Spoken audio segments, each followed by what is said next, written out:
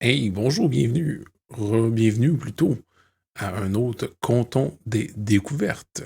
Et aujourd'hui, nous allons voir un nouveau jeu de rôle de Fléau d'Alexandre Kobayashi. Je vous en reparle dans un instant.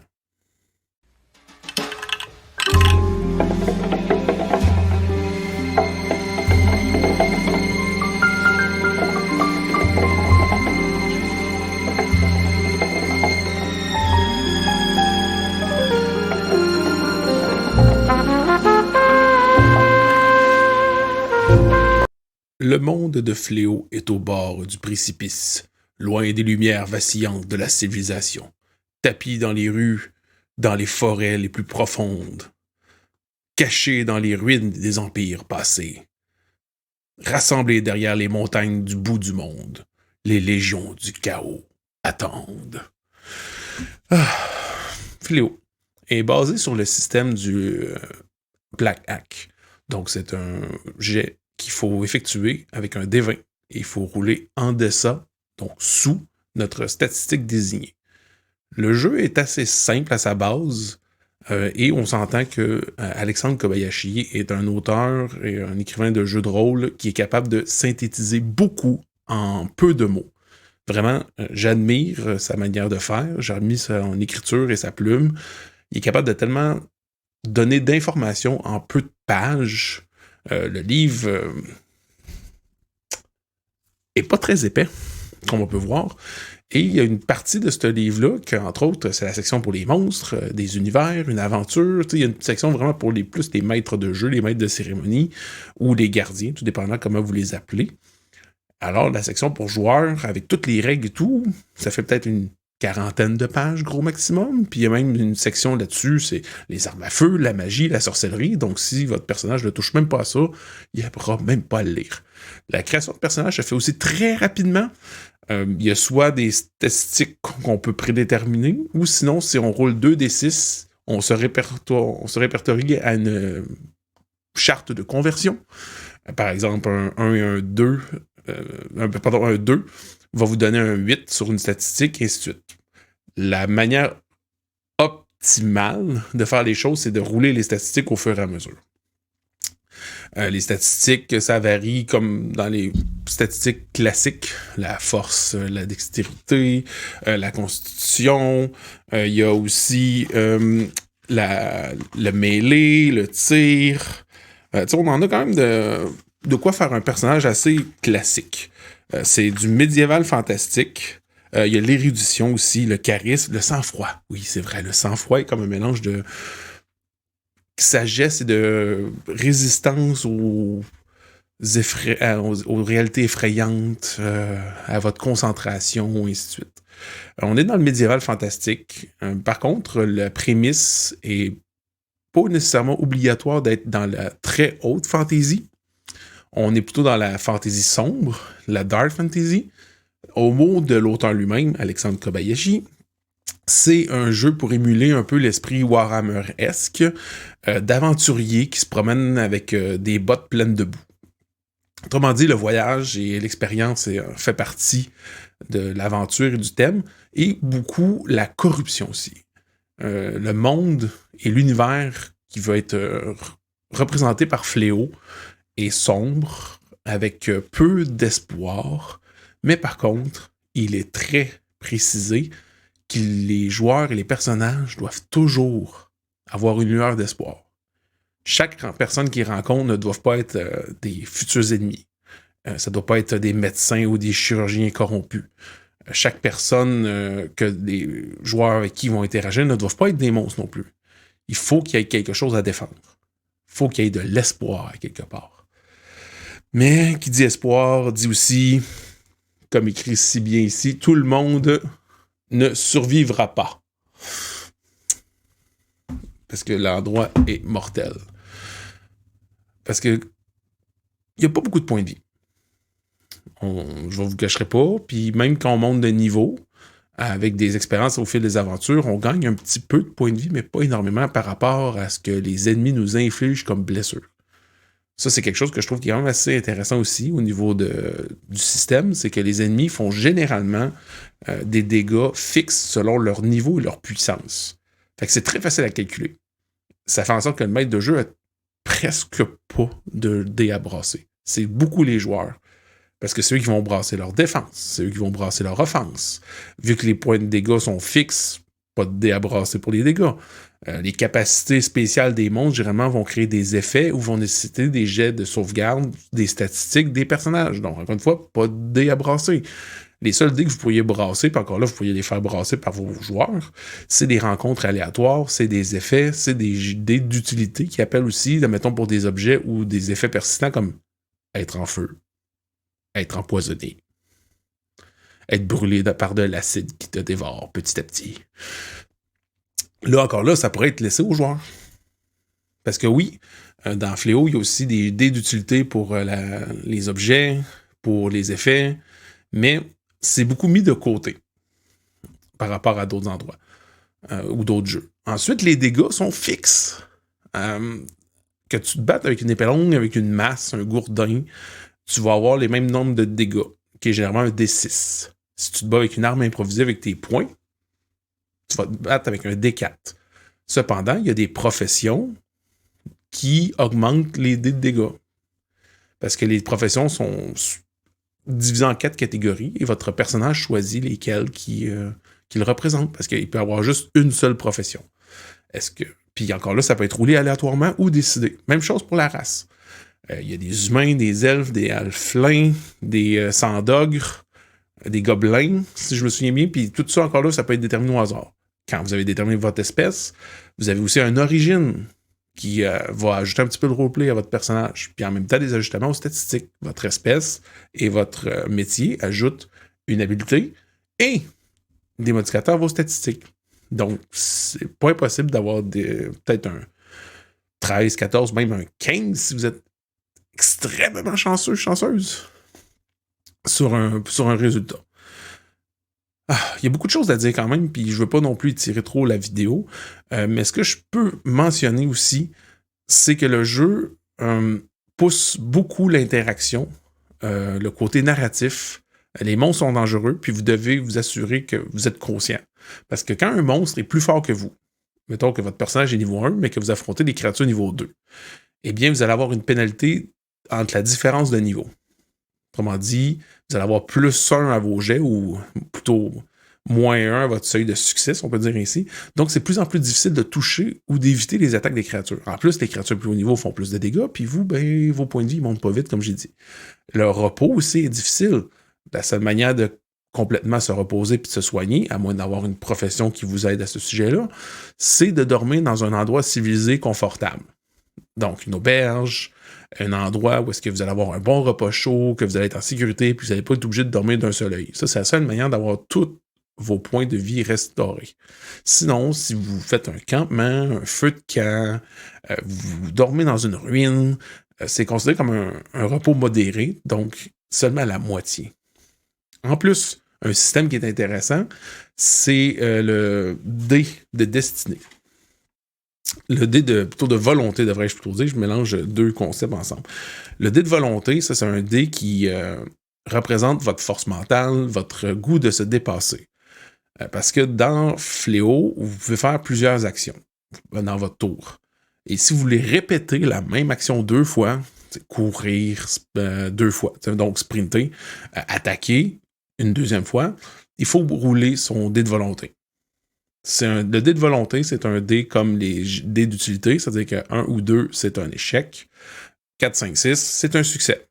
Si vous avez un échec, le dé diminue à un D4. Et si vous avez un autre échec avec votre D4, eh bien là, on a une crise. Puis ça peut être dangereux. Ça peut être très dangereux. Je ne sais pas si vous avez vu ma série, Inféodé au roi squelette. Eh bien, si vous regardez l'épisode 2, il y a une réaction en chaîne qui s'effectue et ça la coûte cher à nos pauvres petits paysans.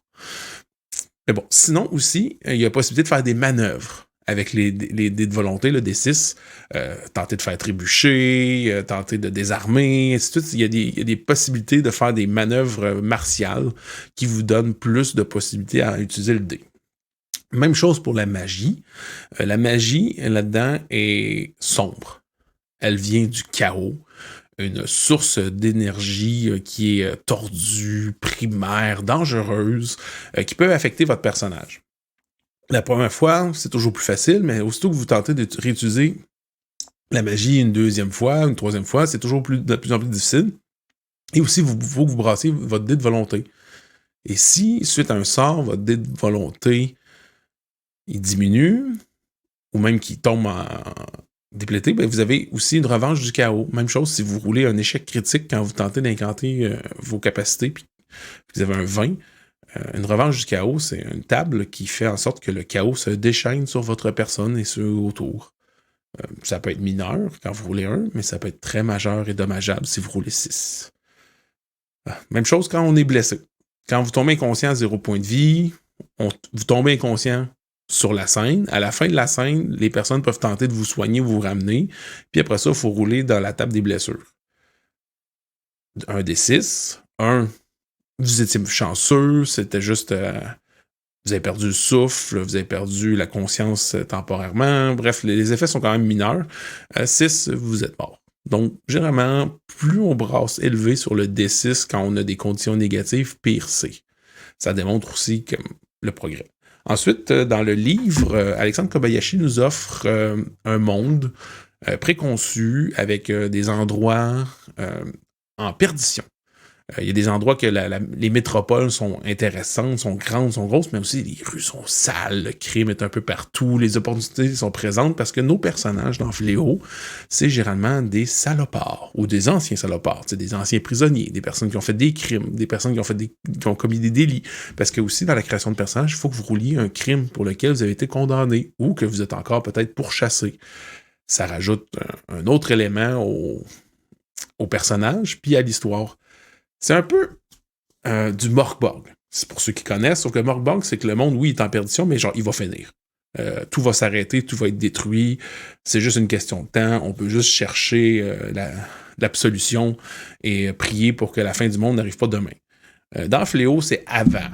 On n'est pas rendu au point que le monde, tout va s'arrêter, tout va être détruit, mais il est en mauvais état.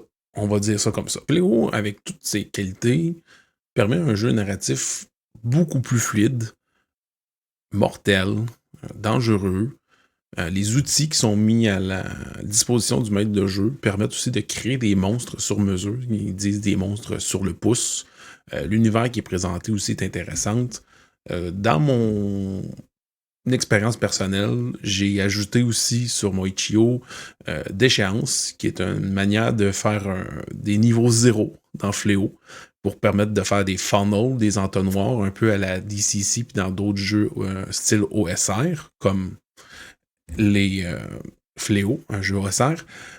Puis vous pouvez voir une démonstration catastrophique un peu, si on peut dire ainsi, de cette déchéance, justement, dans l'aventure Inféodée au roi squelette, une mini-série que j'ai faite, 12 épisodes, que les gens ont beaucoup apprécié, puis que même... ça, c'est ma grande fierté. Monsieur Kobayashi lui-même a regardé et a apprécié beaucoup. Parce que, sachez que des fois, on se dit les gens sont pas atteignables, sont difficiles à rejoindre. Mais n'hésitez jamais.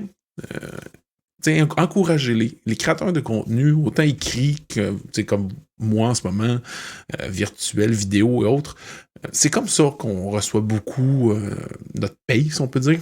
C'est avec vos interactions, vos commentaires, vos idées, vos suggestions, aussi toute votre facilité à communiquer avec nous, ça nous aide. Fait que vous pourriez être surpris. Des fois, ça vaut la peine de cogner une porte. Puis vous pourriez avoir des belles surprises, comme le créateur du jeu qui vous remercie de faire un actual play de son jeu. Donc, Fléau. Des aventures qui peuvent aller jusqu'au niveau 10. Vos personnages peuvent évoluer. Puis en plus, il y a plusieurs vitesses que vous pouvez faire. La vitesse standard, Kobayashi sinon propose une méthode accélérée avec plus d'expérience ou même une version longue qui donne moins d'expérience. Ça tient en genre 2 lignes. C'est très facile. Puis au fil des niveaux, les personnages gagnent des points de vie, des points de statistiques, puis aussi des fois des capacités, des dons pour pouvoir personnaliser leur personnages en plus de leur profession de départ. Puis même rendu à un certain niveau, ils peuvent même avoir une autre profession. Donc, ça rajoute un peu du progrès. Puis aussi, ça permet aux personnages d'évoluer selon leurs expériences, selon les aventures qu'ils ont eues. Une personne qui commençait en tant que bûcheron, puis qui a vécu beaucoup d'expériences au niveau sorcellerie, magie ou autre, va peut-être devenir un apprenti sorcier. Qui sait? Aussi, dans Fléau, c'est pas, par contre, très, très, très précisé, mais tout le monde peut apprendre de la magie, sauf pas au départ. Les seuls qui débutent avec la magie, c'est un seul profil au niveau de l'intelligence, c'est justement l'apprenti sorcier noir. Après ça, nous, comme on l'avait déterminé, c'est qu'ils pouvaient l'apprendre avec des tablettes, des parchemins, des vieux grimoires. Mais pourquoi le rendre accessible comme ça? Eh bien, parce que ça fait partie aussi du jeu de corruption. Ça fait partie aussi au jeu de jusqu'à quel point les personnages veulent-ils avoir du pouvoir pour être capables de continuer leurs aventures. Parce que, comme je disais, avec la revanche du chaos et autres, il y a possibilité d'être corrompu, d'avoir des pertes, d'avoir des ressurgences d'énergie négative, même de mourir, de créer des failles dimensionnelles. Bref, les risques sont là. Fait est-ce que les personnages, ou les joueurs ou les joueuses, sont prêts à faire ces risques-là? Est-ce que vous avez votre table de 4 à 5 joueurs peuvent toutes lancer des sorts? Ce qui veut dire qu'à chaque fois, il y a des risques que ça se tourne mal. Ou au contraire, on peut spécialiser. Il y a aussi des pouvoirs mineurs qui sont comme des sorcelleries, mettons, pour l'homme médecine, l'ermite dans sa grotte. Tu sais, des petits pouvoirs mineurs qui sont pas de la grosse magie offensive, mais qui rajoutent quelque chose d'intéressant et qui peuvent permettre de créer des PNJ aussi qui peuvent enseigner leur art. La petite sorcière dans sa hutte qui n'a pas nécessairement de capacité de maîtriser l'énergie du chaos, mais qui est capable de faire appel à un essaim d'abeilles. Pourquoi pas? Donc, c'est toutes des possibilités comme ça qui peuvent s'ajouter à votre éventail de jeux. Puis, comme j'avais fait un peu aussi, dans Infodé au Roi Squelette, vous pouvez ajouter aussi d'autres manières d'être corrompu, d'autres manières, d'autres pouvoirs, tenter les joueurs, tenter les personnages. Autant en jeu que hors jeu. On n'utilise pas les mêmes atouts pour tenter le personnage que tenter le joueur en arrière aussi. Des fois, ça peut valoir la peine parce que vous n'êtes peut-être pas capable de trouver une manière, mais voyons, comment je pourrais ajouter une petite corruption à ce personnage-là qui, depuis le début, semble presque intouchable? Eh bien, tentez le joueur en arrière. Mentionner à quel point ce pouvoir ou cette capacité est intéressante. Démontrez-le pendant la partie aussi. Mettez des personnages joueurs ou des monstres, des créatures qui utilisent ces pouvoirs-là et ces capacités-là. Ça va peut-être intéresser les personnes. Hey, moi aussi, j'aimerais ça. Aussi, soyez généreux dans l'interprétation des capacités des pouvoirs. L'objectif, c'est que les joueurs se sentent en contrôle, qu'ils se sentent que leur capacité, leur apport est important au jeu. Donc, n'hésitez pas à leur en donner plus que nécessaire. Tu sais, comme je dis, le but de ce jeu-là, c'est un peu plus narratif, c'est un peu plus rapide. Il y a moins de jets de dés de votre côté. Donc, vous pouvez plus vous concentrer sur narrer, planifier, placer, puis surtout encourager les joueurs à interagir avec l'univers. Donc, c'est toujours cette balance-là qu'il faut respecter entre la corruption, le pouvoir, la survie aussi. Faut que les personnes qui jouent à Fléau soient prêtes à mourir à tout moment. Parce que des mauvais jets de dés, ça peut arriver. Puis quand on affronte des créatures qui sont quand même assez puissantes, même si on est capable d'avoir quelques rares objets magiques, ou peut-être même une arme à feu aussi qui est rare, on peut mourir vite. Puis même si on a des chances de survivre avec le D6 et autres, la mort peut arriver plus rapidement qu'on pense.